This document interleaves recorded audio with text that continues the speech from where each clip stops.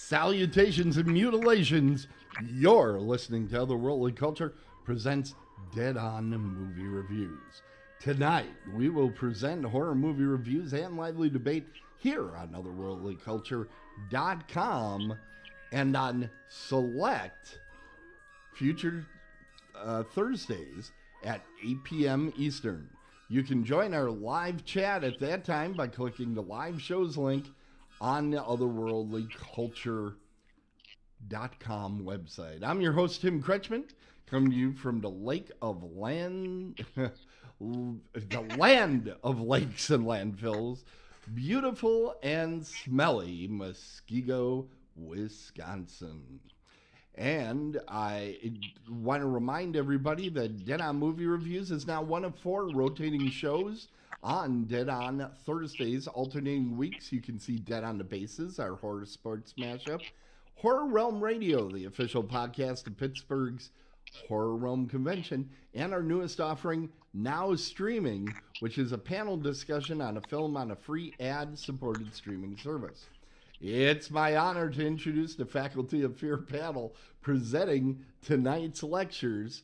Hailing from the Motor City, Detroit, Michael Cieslak is a lifetime reader and writer of horror, mystery, and speculative fiction. He has served as an officer in the Great Lakes Association of Horror Writers and is the editor of the Eerie Tales anthologies. Michael is the editor-in-chief of Dragon's Roost Press, and his works have appeared in a number of collections, including DOA Extreme Horror, Dead Science, Vicious Verses, and Reanimated Rhymes, and the collaborative steampunk novel Army of Brass. He's a kilt enthusiast, and he is actually skipping the Lions game tonight for this. He's killing it over at thedragonsroost.biz. He's Michael Cieslak.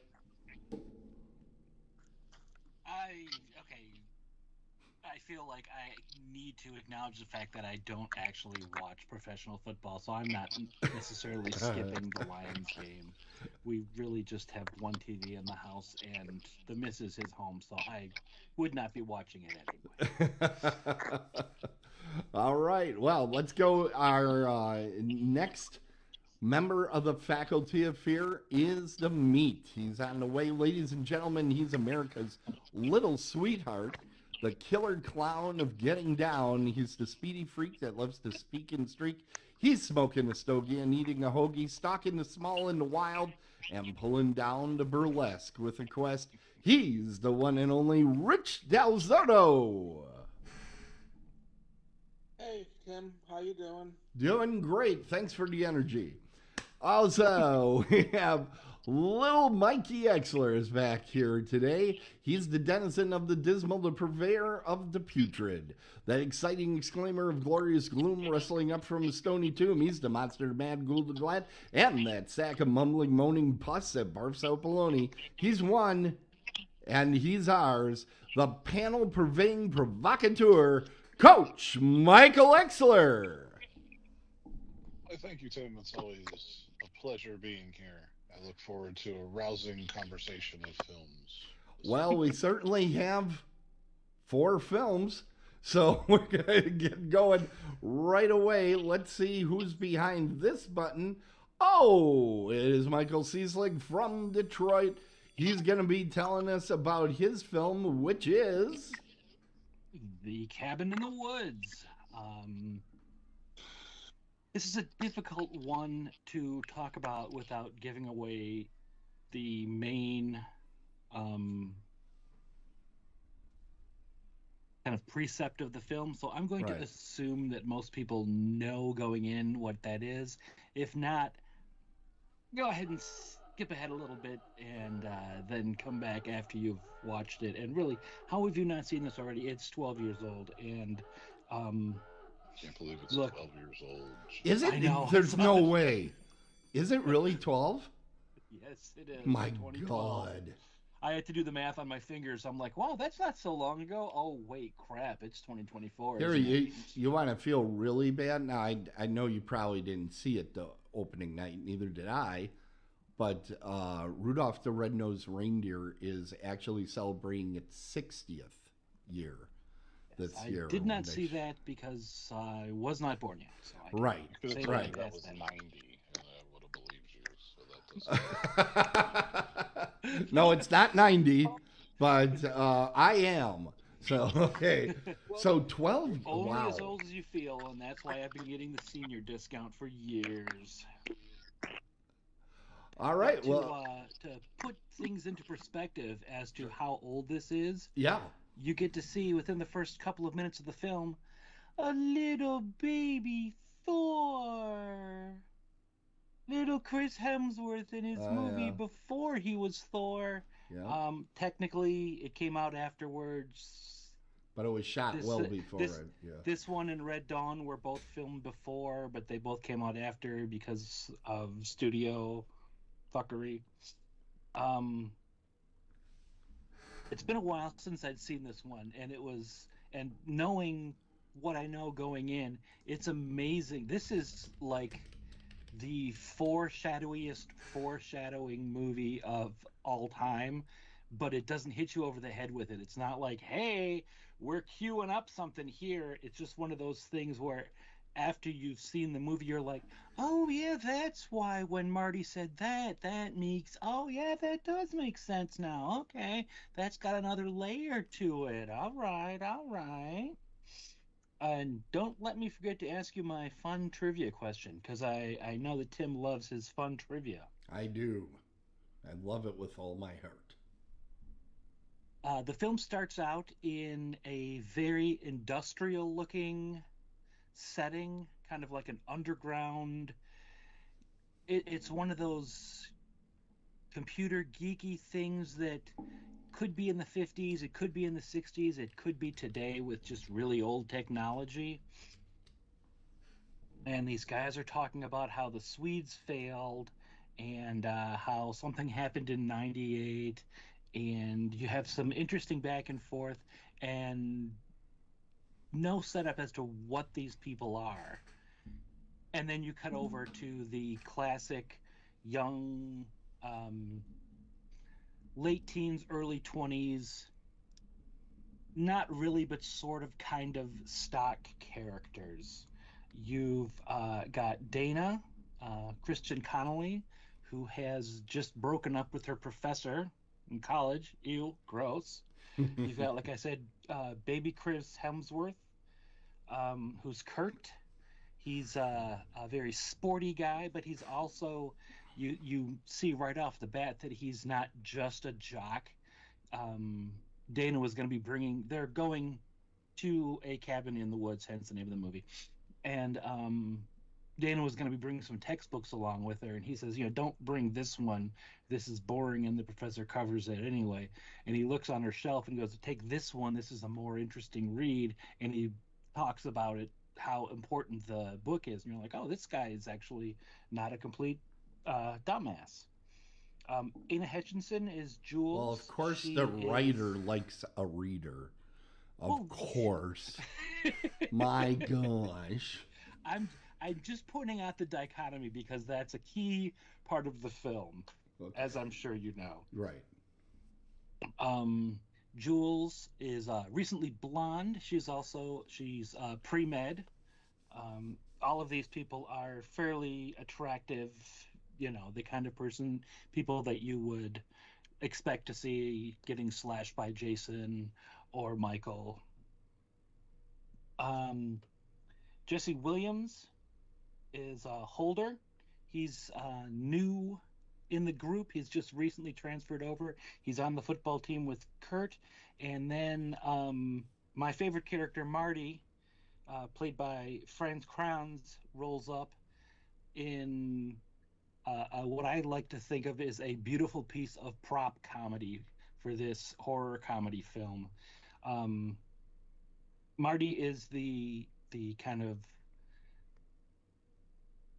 I was going to say the Shaggy, but he really is an outright stoner. He drives up smoking a bong that is probably 2.5 feet long, which he then proceeds to convert into a travel mug so they won't get busted while they're driving through the countryside.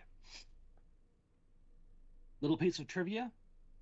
and there's one scene where they all jump into a lake to go swimming later in the film. Mm-hmm. The only person who stays on dry land is Marty, who is wearing his usual kind of like baggy shirt, baggy pants, baggy sweater over it. And the reason for this is that Kranz was actually buffer than Chris Hemsworth Yes. and Jesse Williams at the time, and they were afraid that if they showed him with his shirt off, they would go, "Oh, this is the stoner guy." Someone referred to him on the set as Buff Jesus, which I will never not find funny. So they get together, they get in their giant RV, and they go off, and then you get another clue that something is not normal here as the camera pans up onto the roof, and you see that there is someone that is spying on them. He's got a little radio and tells them that the birds have left the nest. Ooh. We cut back and forth throughout the film. This is where I'm just going to give out what's actually happening now.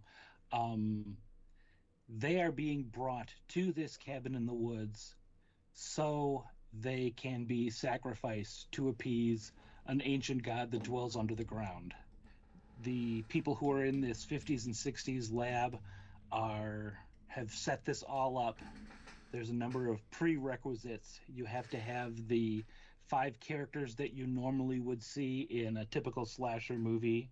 The virgin, the athlete, the whore, the fool, the scholar. The whore has to be the first person to die. The virgin has to be the last person to die, or she can live so long as she goes through a lot of trauma. And these guys in this underground bunker are setting this up so they will go through all of this, the prerequisites, get sacrificed, and they'll appease this thing that lives under the ground, and the world will not be taken over by it. I apologize if I've given away this major chunk of the movie, but in order for you to understand what I'm talking about, that kind of needed to be done. Okay. It's really, you see, we're not the only ones. It's not just the U.S. There are teams all over the world, and they've all failed. We knew off the bat that I believe the phrase was the Swedes have shat the bed, is the way they described it. But at one point you see on a number of screens different cities, and you can kind of see how they were each one of these cities kind of represents a classic horror movie or a horror trope. You've got the Thing in Stockholm, you've got a giant kaiju in Buenos Aires, you've got some kind of vampire thing in Madrid.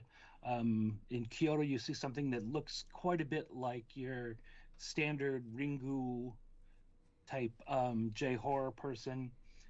Berlin's on fire. We don't know what happened there. They played with matches. And the people in this bunker are subtly manipulating the 5. I keep wanting to call them kids because, I'm flipping old, as we already established. Although I was not there for the beginning of Rudolph. Right. Nope. They range established. They're pumping pheromones into certain rooms in the cabin and other mind-altering chemicals to get them to more thoroughly fit their roles. As the evening goes on, Chris Hemsworth's character becomes less intelligent and more of a jock. Dana's friend becomes more of just kind of this wild party girl. Marty thinks something weird is going on right from the get-go. He's right all along. Always listen to your stoner friends, boys and girls. Always listen to the stoners. I've been saying for years. They end up going down into the basement of this cabin, where it is completely cluttered with all these weird little artifacts. Each one of them picks one up and starts playing with it. And eventually, Dana starts reading from, and I wrote it down so I wouldn't forget her name, the Diary of Anna Patience Buckner. So Anne Frank changed her last name? Definitely not Anne Frank. Oh, okay. Buckners were very, very bad people. Oh. Um, and it's here that we get one of my favorite lines as she begins to read out loud from this diary. You have it's this kind of weird, like inbred kind of pain cult in her family, and she's talking about how they've she's like hinting at how they've killed people and how her brothers go into the black room to learn more about pain. And then there's an inscription in Latin, and Marty says easily one of the most intelligent lines in all of horror history. I'm drawing a line in the fucking sand here. Do not read the fucking Latin. And of course she does, and brings the Buckners back to life. I'm cutting out a scene here because I think it has the comedic value to not give everything away here.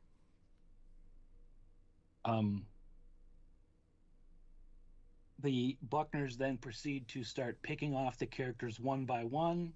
And this is where I will kind of start skipping over things because I don't want to give up too much how it ends. We do have an absolutely wonderful FX heavy scene where you see basically the entire spectrum of horror villains that are being held in these cages. And I'm not going to say what happens with them because I got to leave something for the viewer that hasn't seen it yet. But if you've seen it, you know how absolutely wonderful it is. There's a still of it in our slideshow too, so you get kind of a feel there for it is, how yeah. huge it is. And I will admit that I do have the Blu-ray, and when I first got it, I did spend a lot of time like frame by framing and jotting down, okay, that's that, and that's that, and that's that, and that's that.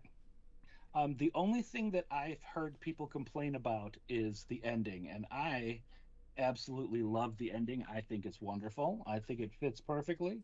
I can see how it could have ended differently, but I'm glad it didn't. You just saw in there Bradley Whitford, Brian White, and Amy Acker, who are the three people we follow, the main people that we follow in the group that's setting everything up. And I think they play their roles absolutely wonderfully too, as people who are. This is basically their 9 to 5. This is what they do. It's a crappy government job sort of kind of thing, but they do, and they have fun with it where they can, but they do show the respect that is required of them when it is required of them. Interesting thing I found out, because this for the first time I actually went through and watched all of the extras that were on it. Mm-hmm. The director, whose name is completely escaping me right now, but thank goodness I wrote it down. Drew Goddard. Okay, I thought it was this with Joss Whedon. Okay, Joss Whedon is who I usually associate with this. Yes, yeah. He's a producer. He did do some second unit directing, but he's mostly was a producer and co-writer. Apparently,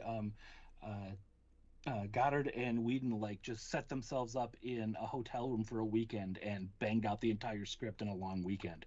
They had been working together on some of Whedon's other shows, so they kind of knew they would mesh together.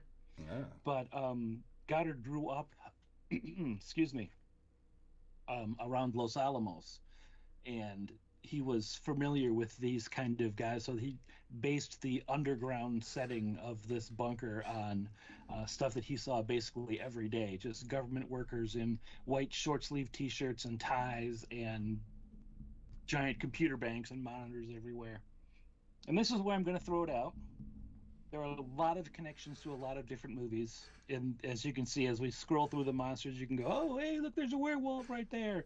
Oh, there's something terrible happening behind him right there. Oh, look, a giant snake. But what is the connection between this film and Nightmare on Elm Street? And I'll tell you, it's not that they have a finger-gloved killer in one of their cells.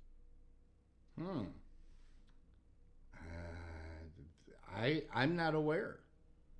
But it's been apparently, what is it, 12 years? It's been 12 years since I've seen the movie. Yeah, I only saw it once, and that was when it came out, so I have no idea. And if you're just going by what you've seen, well, if you're just going by what's on that doesn't work either. I retract my statement there. The a lot of the makeup effects were done by AFX Studios, which is run by David Leroy Anderson, who got help during, as he often does in his movie productions, from his wife, Heather Langenkamp. Oh, okay. So it was a behind the scenes thing. I was trying to say if you just went by with what you saw on the screen, but I'm like, well, no, he did a lot of the makeup effects, so you would have definitely seen what was on the screen. Mm-hmm. Okay. That's interesting. File that one away for you there. That's my trade-off for the piece of trivia that you gave us before the show. Yeah, well, watching the slideshow and listening to you talk about it, I'm realizing it's time for me to revisit this film for sure. I remember liking it before everybody started ripping into it on the internet. But when I first saw it, I enjoyed it.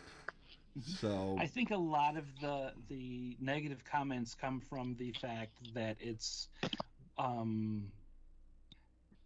follows that whole meta examination of horror, but I don't think it doesn't do it. While it's right there in your face the whole time, I don't think it's egregious at any point. I think that's part of it. I think also at the time Whedon was getting overexposed. Yes, definitely. And I think people were looking for reasons to hate on Whedon.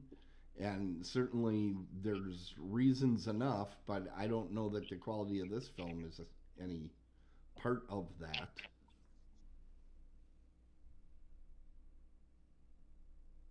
Well, I would highly recommend that you revisit it if you have the time, because I thoroughly enjoyed it again, and I've seen this a number of times. And go ahead and just pay particular attention to some of the stuff that Marty says and Marty does. Like there's the scene with the Harbinger where you don't expect Marty's reaction. There's a classic, you know, it's got a death curse kind of character, right? And he says something derogatory to Jules, and Marty's actually the first person to directly step up to him and call him out on it, even before her boyfriend.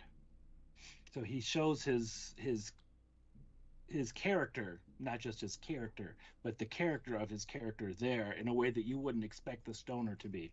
But he's very prescient in his comments. Okay, so it's time for the grade, Mike. What are we going with here? This is a solid A for me.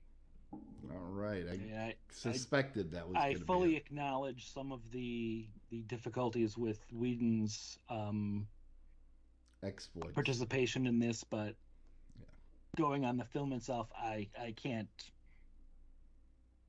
I will always say that I enjoy this film.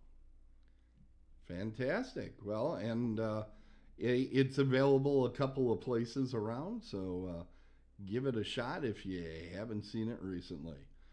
All right, we're going to move into our next review, which hopefully Rich is ready for us over there.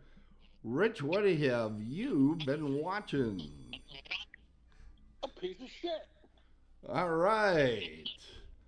So, what's the name of said shit? It's a wonderful knife.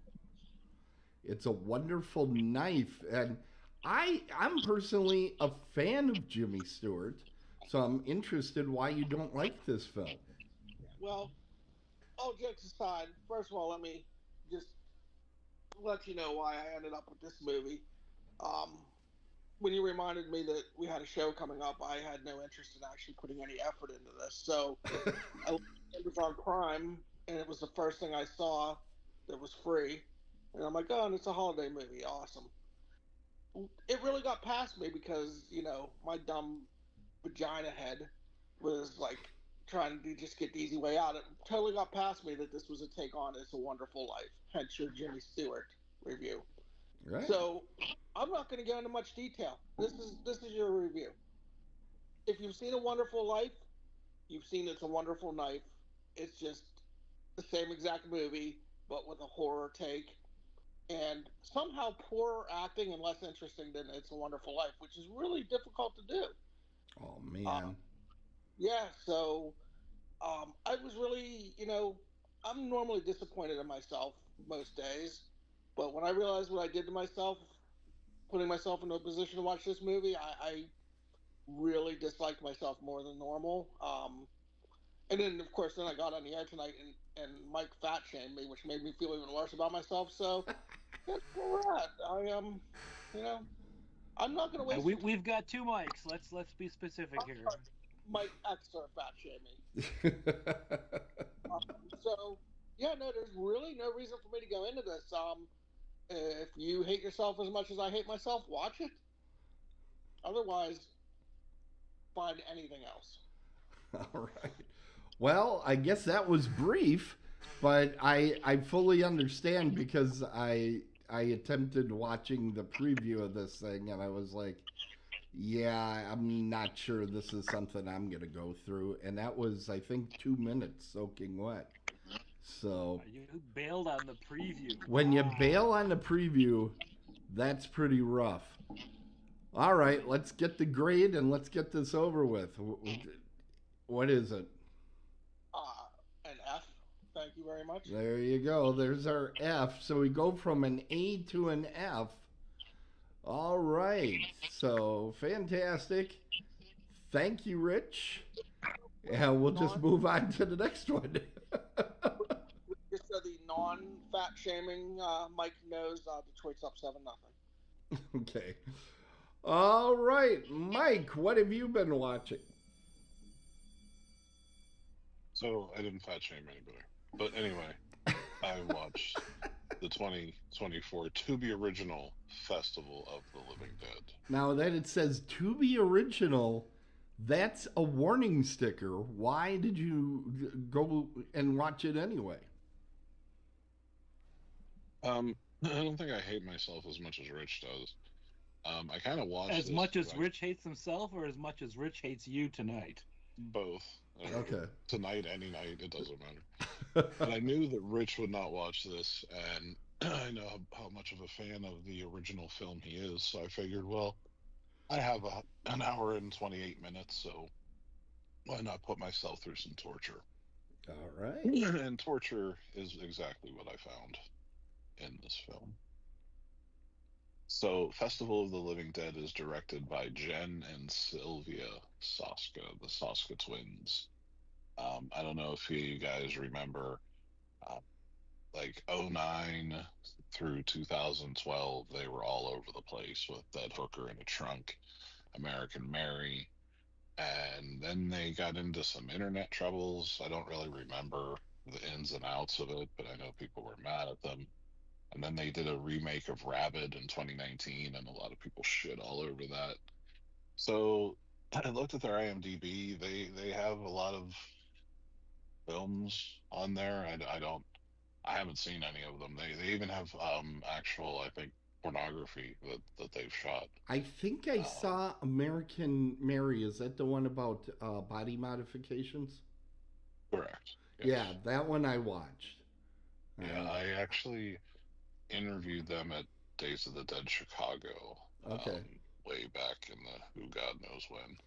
That had to be before my involvement. So you're talking probably 2010 or earlier, something like that. Long time ago, before even Cabin in the Woods, there was Mike's interview. It's such good points. Yeah, so they stuck true to what they do. They always put themselves in the film. It's just to what degree they put themselves in the film. Mm-hmm. They're in there, so if you watch it, I don't have a clue why you would. But the one rave scene, they're in there, and yeah, you can catch them if you want that little Easter egg thing. So let's get right into this. While attending a festival to commemorate the original zombie attack in 1968, let's just think about that. They're going to have a rave in the woods where the original zombie attack happened. This sounds plausible. Right. So Ash and her friends encounter the living dead and must fight back or be devoured. So basically, the film takes place 55 years after the original Night of the Living Dead, and the lead actress will be playing the granddaughter of Dwayne Jones' character Ben in George Romero's classic. Ash is portrayed by Ashley Moore. I have no idea who that is. People might, but I don't. The only person that I recognized in the entirety of the cast... It's got to be the Gotham girl, right? Yeah, Carmen... Yeah, she played Selena Kyle. I'm not even going to try to say her last name. I don't... Yeah, it's... I think it's Lithuanian or something like that. Carmen Bakandova. Yeah. Bakandova. She's in it. She was great in Gotham. I spent some time going, should I watch this? But then I remembered the word Tubi original was on it. And, yeah. I think you should also remember the word Soska. Yes. Sisters. I found that out later on when I was doing the finding the images. And I was like, ooh, I dodged 2 bullets. Look at that. Yeah. I was very proud. So, at this point of the film, I don't like any of the characters. I don't know if it was purposeful. Yeah. Or, like Rob Zombie in House of a Thousand Corpses, he made them all unlikable. And so if you're going for that, okay, but I don't really think they were going for that vibe. So the first zombie is legit a dude in a mask. A zombie mask, like not even makeup. Awesome. And he was walking like a chicken with spaghetti legs. I don't know how that's scary, but that's the only way I can describe how this dude was walking. So yeah, the first zombie scene was definitely horrendous. They're playing this music, which I guess the girls or that directed it or somebody knew a band. So they were like, yeah, we'll do the music for the band for the film, and that was a bad choice. I don't know who the band was. I didn't even look it up because it wasn't worth it. One thing about the film that I will say, it looks like a movie. You know, it doesn't look like a low budget film. Yeah, it looks like it was lit well and that sort of thing. Yeah. I always make fun of the screenshots, but and they got one legitimate actress in there because that gal she had from nothing to work with. Yeah, but she was fantastic in Gotham. In my mind, she was one of the standouts. So I was really as torn. As she was in Gotham is as bad as she was in this. Oh no. Oh yeah, it was bad. I can't. It had to be something with the dialogue. I wrote in my notes as I was watching it. The dialogue is something to behold in this film. Like I don't fucking know who wrote it. I've never tried to write dialogue, so I can't say like, oh, they did this wrong, that wrong.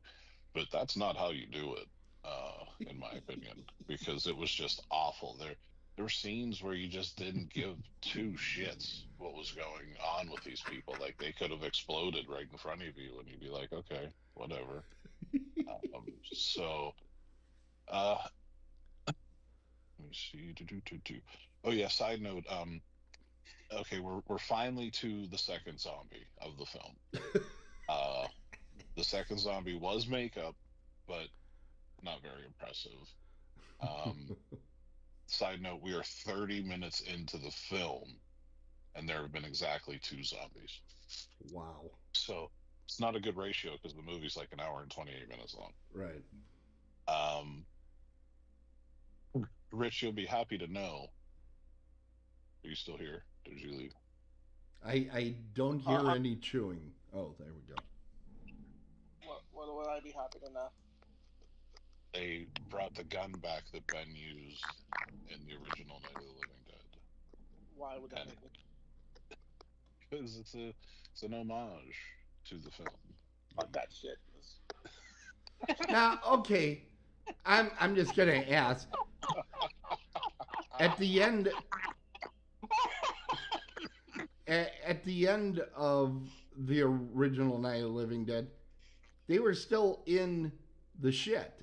I mean, things were still not going well. Yes, the rednecks were coming, but things weren't going well. And then there were like 30 sequels already that show, yeah, things went from bad to worse.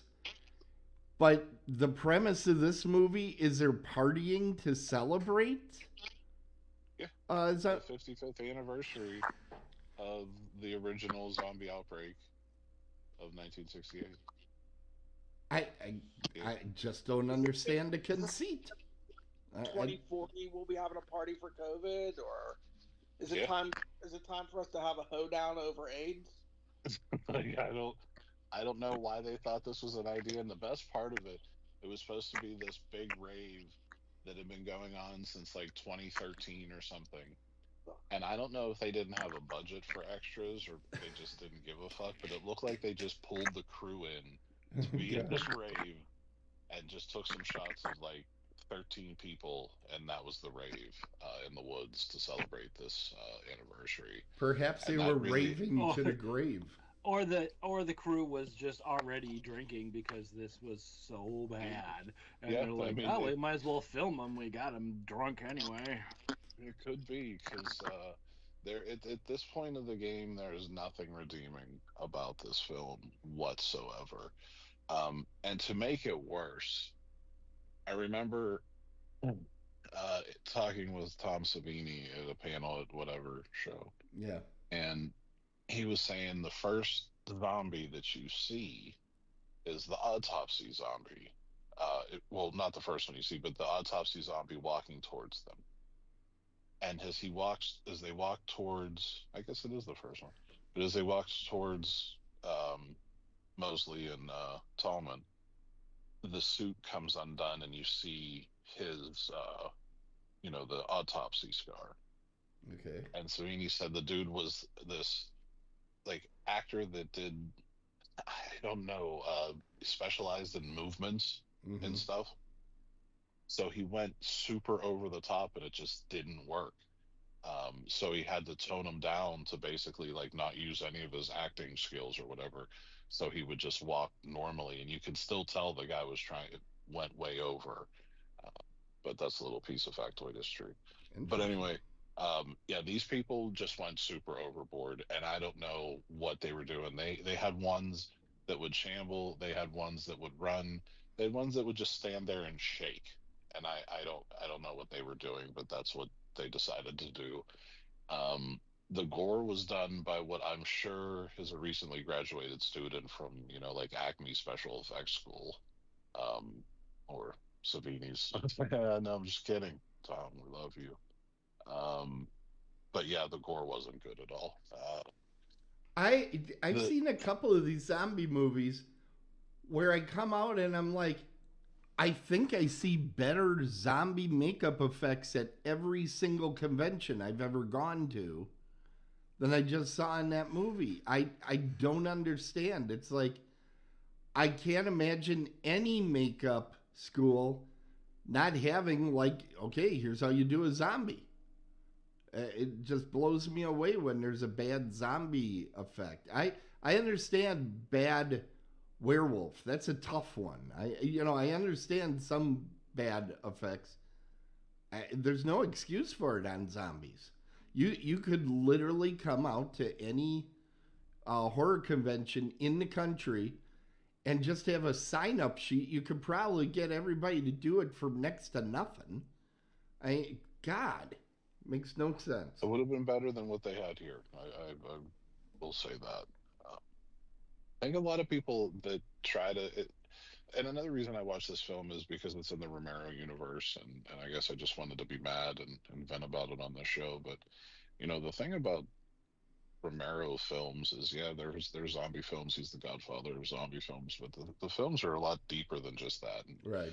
I don't want to belabor the social commentary, blah blah blah blah blah. But again, it's an amazing piece of film history wrapped around terrible zombies that we hadn't seen until then. People seem to forget that, and if you go to Dawn and then especially Day, You know, they're deeper than just a zombie film, and I think that's what people are missing the mark on. Some people are getting that, and unfortunately, it's outside of this Romero universe or whatever the fuck's going on. I didn't even know that was a thing. Rich, did you know that was a thing? I Sorry, I was muting you guys. Go ahead. Or muting myself. I've heard that thrown around a couple times. I think it's a dumbass term. Yeah, Well, like I didn't even know that this was acceptable, but I don't know if this was Image 10 approved, or I'm assuming that it was. I don't know. You know what? But they After did. what I found about that 30th anniversary thing that I showed you yesterday, Image 10 shouldn't have a say in anything. I completely agree with you. But if they were looking for money, then I mean, I guess they would say yes to this because it was something special. You lost that this girl was Ben's granddaughter, like that was mentioned like once, and then she just used the gun a whole bunch. Um, then we get to the ending, which completely kept up with the theme of the rest of the film and was poorly executed.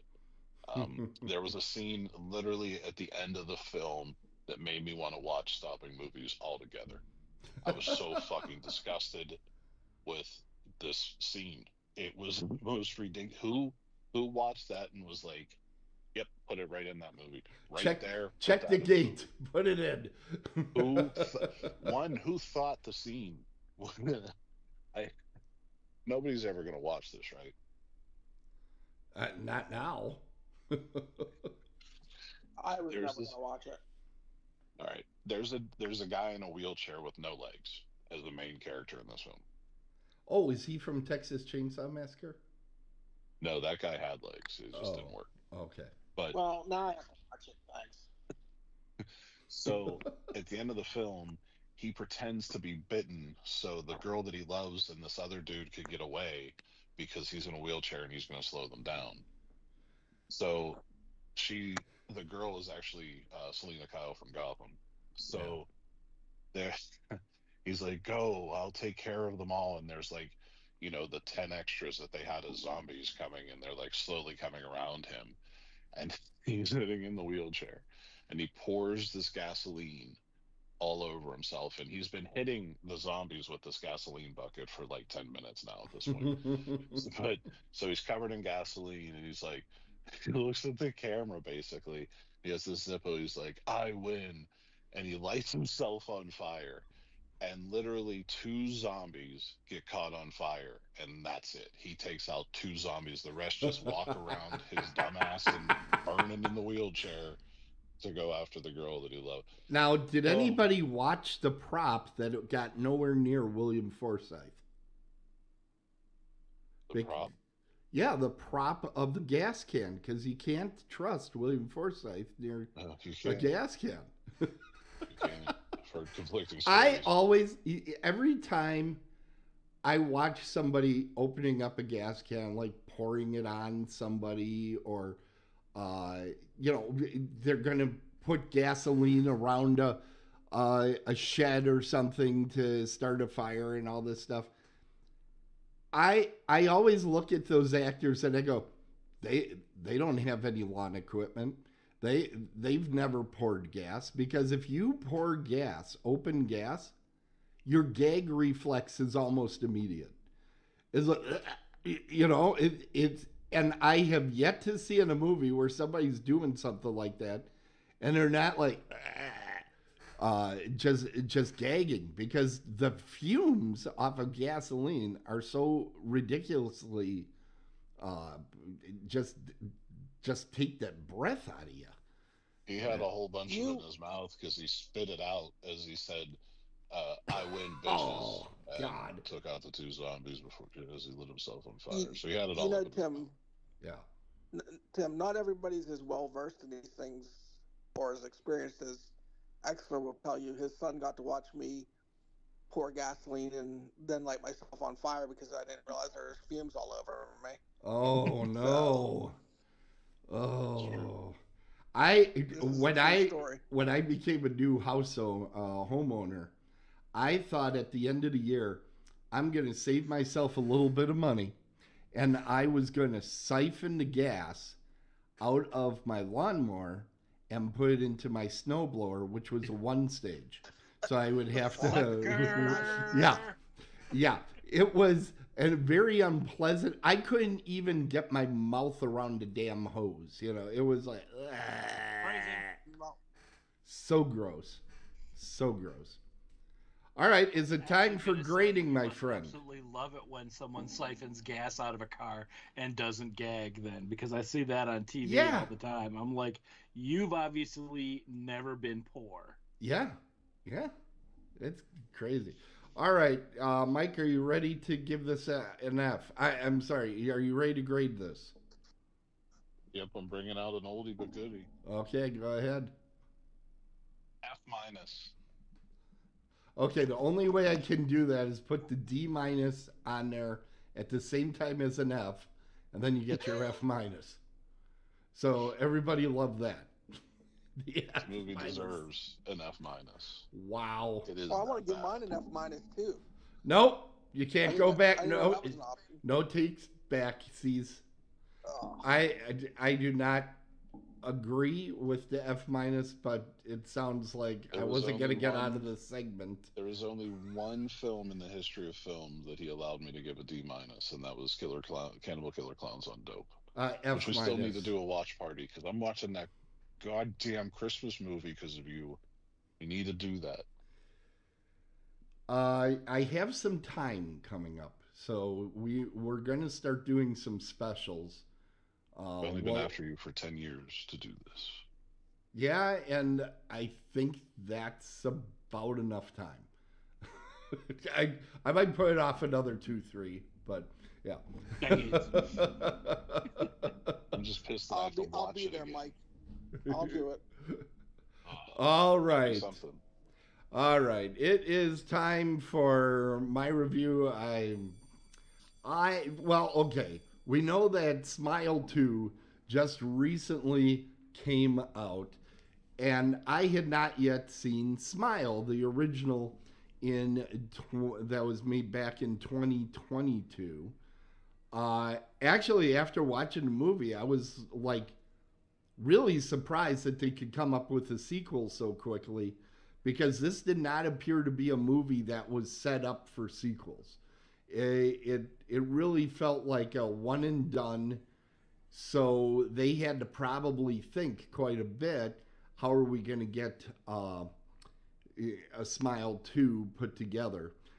By the way, this film, and I think just this week, they added Smile 2. They're both on Paramount Plus. Just dropped. Which I did not know when we set up this show that was going to happen this week. So, Smile, it follows psychology therapist Rose Cotter. She is played by one of those generic young actors of modern horror films. They seem to just find these actors nobody has seen before and nobody will ever see again. I would say the most distinguishing thing about this particular actor is she has a large wart on her face, or beauty mark, or whatever you want to call it. But it distracted me almost throughout the entire film. I felt like Austin Powers saying "moly, moly, moly, moly, moly" the whole time I'm watching this thing. She is one of those overly hysterical female leads that you get. That she is like in hysterics from the beginning of this movie to the end, and yet we're supposed to go, oh, look at this strong female lead. She's a mess. She's an absolute mess. If I was a, quote, feminist, I'd be like irate about this character. Yes, she's intelligent. She's got a job in the medical field, blah, blah, blah. She cannot handle anything. I'm amazed. She needs that nurse's station that you see there, because somebody's got to make coffee for her, because she just seems like there is nothing she can do. She not only drops a glass once, but twice in this film because she's scared. I'm like, who does that? And who doesn't invest in plasticware after you start showing that you have a propensity for this? This all starts with her witnessing a weird suicide where a young woman seems haunted. She breaks into a wide smile and she kills herself.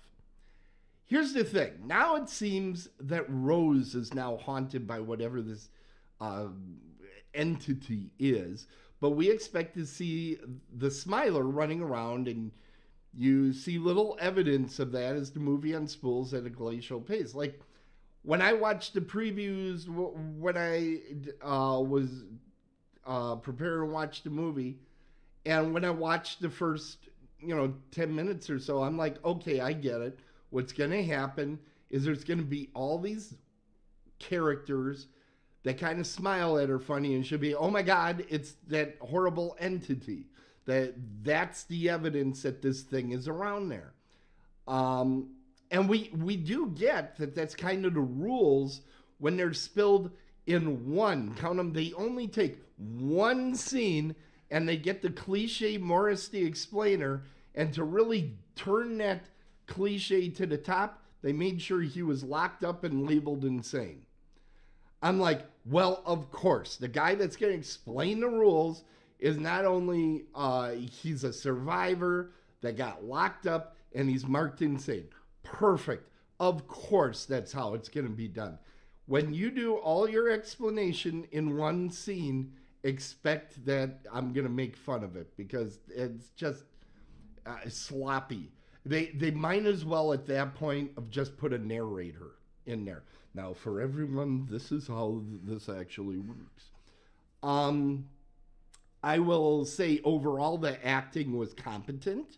It was overwrought. It was ridiculous. But that's more the fault of the script than it is the actual actors. I'm not going to lay this on them. The direction was okay. But the pacing was glacial. I mean, I believe this was a movie that was expanded from a short. And if it wasn't, then what the hell? Because this was a short that they just expanded. It just felt that way from the beginning. The director and the screenwriter are the same person. So I'm going to say there's my blame for the pacing not being good. I mean, it's a professionally made movie. It was released by Paramount. They had people with, like key lights and backgrounds, and they used props. They weren't just looking for stuff laying around the house. It was a movie. This movie and the sequel did pretty good in the box office. So they're not asking me what was wrong with the movie, because apparently not enough was wrong with the movie for them to not continue making it. I'm not sure, but because the second one made the second movie made money, I wouldn't be shocked to see a Smile 3, because that's how this stuff goes. I'm not a fan of what I saw. It built some tension, and there were a few jump scares. So it's not a complete waste of time. And you weren't sitting there and you're saying, well, this is so stupid. What I'm saying is the main character was annoying to me because she seemed to just be a basket case over very little evidence, was the way that I saw it. So I obviously was not a huge fan of this. Did any of you guys see this movie? I saw it, and when I went to see Smile 2, realized that I didn't remember most of it. Okay. So that may be your your review right there. Yeah, I honestly, there have been, this doesn't usually happen to me. When I talk to people at work or whatever, they say, oh, what movie are you reviewing? And usually I got it right there. I know exactly what movie I'm reviewing. I can tell them all about it. Every time somebody asked me this week, I was like, what was it again? I don't always remember what movies you guys pick because I didn't have to sit through them. But usually I know my movie. That was not the case this week. I was kind of like, oh, what was it that I watched? You know, and when it came on streaming for the first time, and yeah, I couldn't tell you what happened if you paid me. I remember really nothing about it. Well, I remember it being slow. It was paced poorly. It's paced so slow. This could have been a pretty good little Twilight Zone. Could have been a pretty good little Twilight Zone. But to sit through it for 2 hours, yeah, please don't do that to me ever again. You know, it was long. I'm not 100% sure I'm going to watch Smile 2. I mean, it's free for me. I got a Paramount Plus account. But I'm kind of like, there's other things in my life I could do instead than watch this thing. Because all I can muster for this thing is a B-. And as you know, that's the kiss of death when it's in the middle. You know, at least with, you know, if I decide to watch It's a Wonderful Knife or Exler Yours, at least I would have something to truly hate. And I could come in here and just purge my hatred. This movie, it's not enough to hate, but it's not enough to like either. So you just kind of walk away and you go, well, I guess I ate white bread today. You know, there's nothing to it. So that's my grade on that. And next we're going to be going into our promo section. So let me get that set up. Come on, there we go.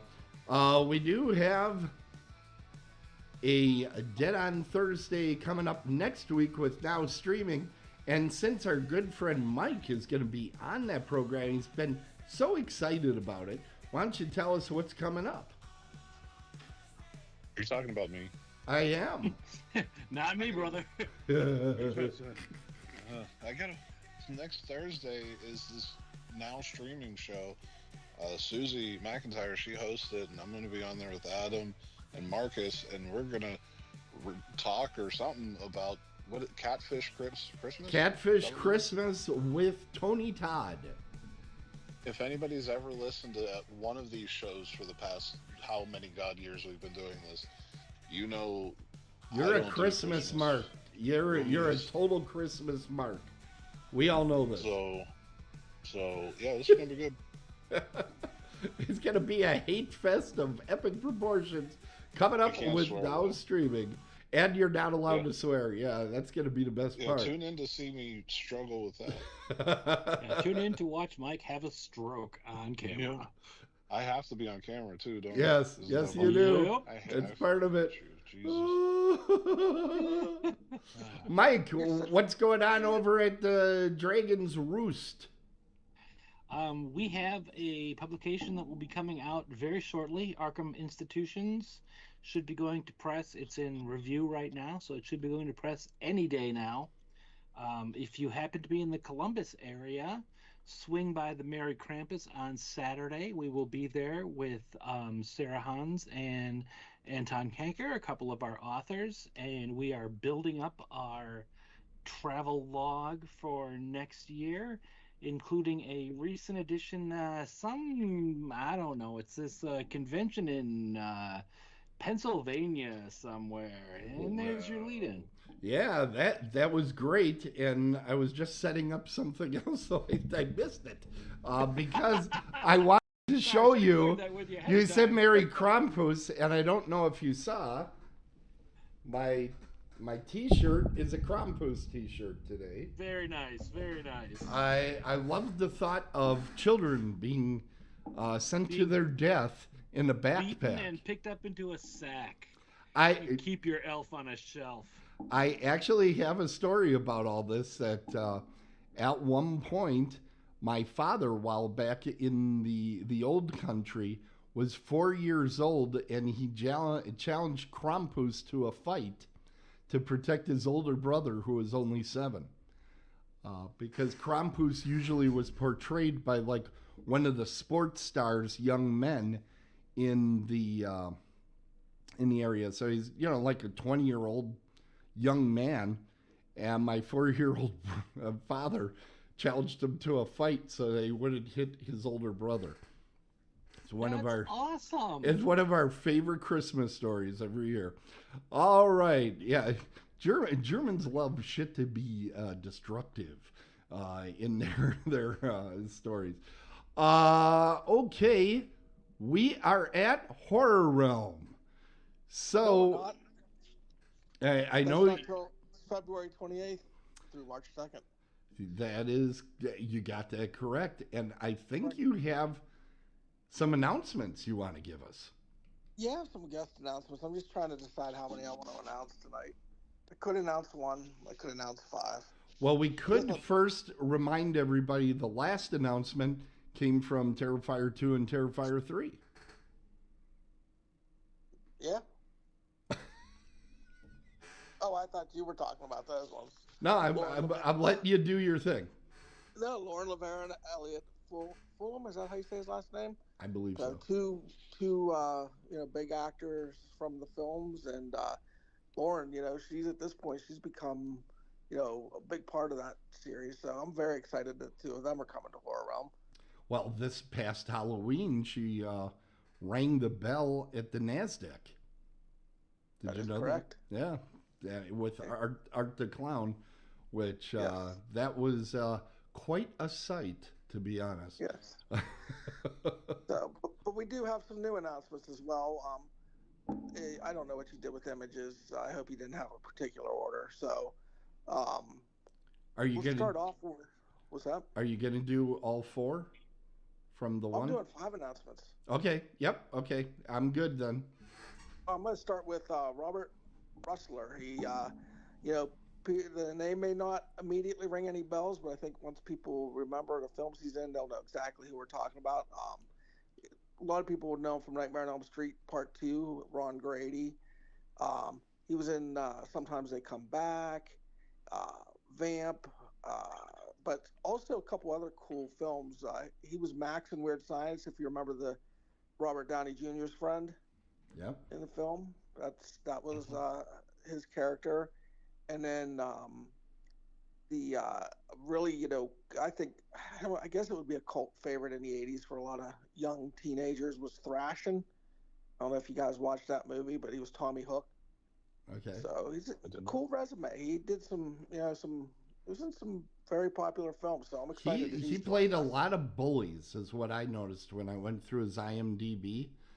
That seemed to be a type that he got fairly often, kind of like the tough douchebag that was making life difficult for the protagonist or something. I hope that's his actual personality, and he bullies you and Jeff all weekend.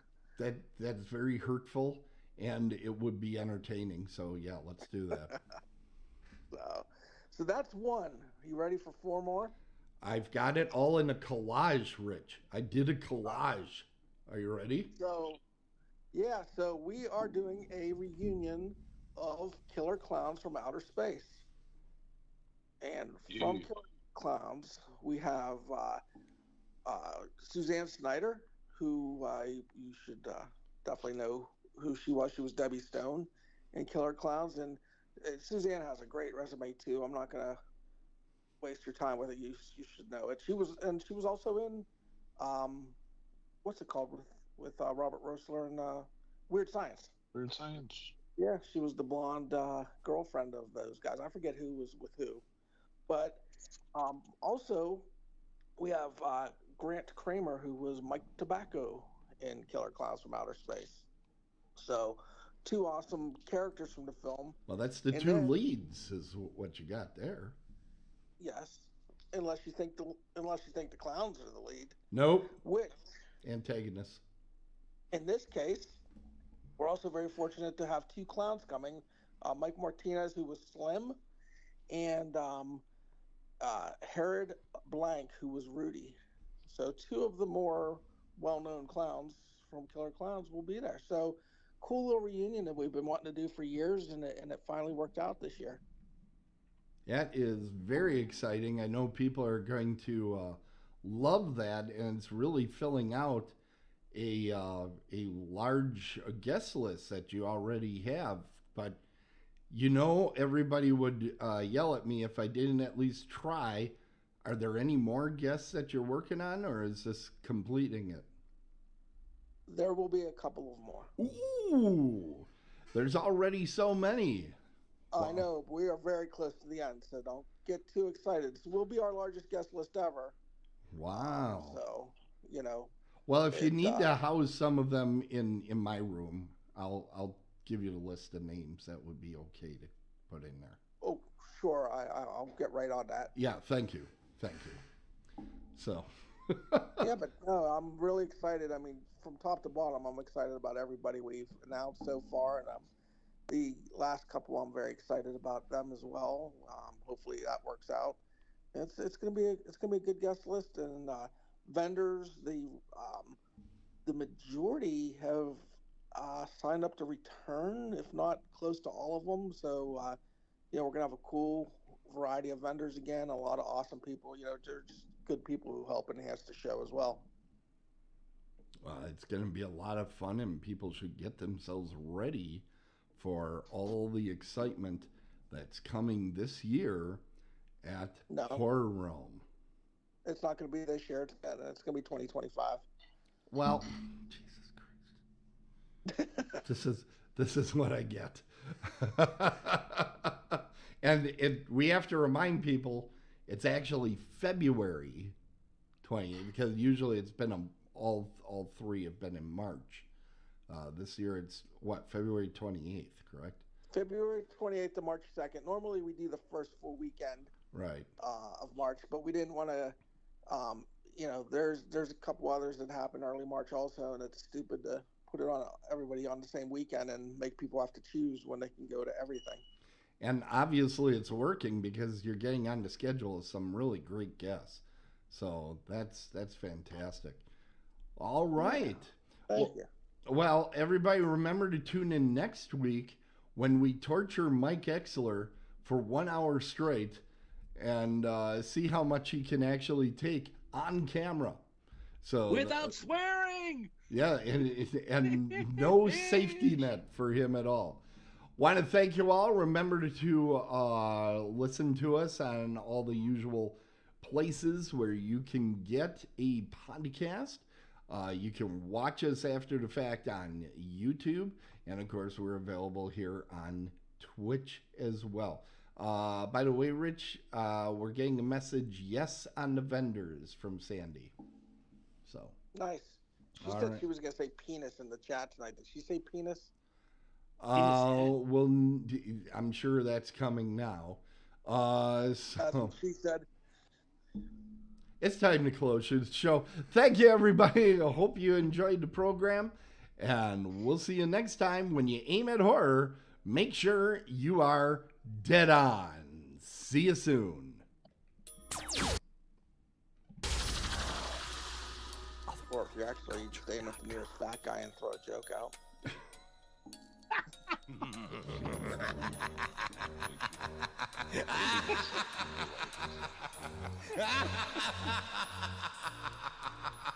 I resemble that remark.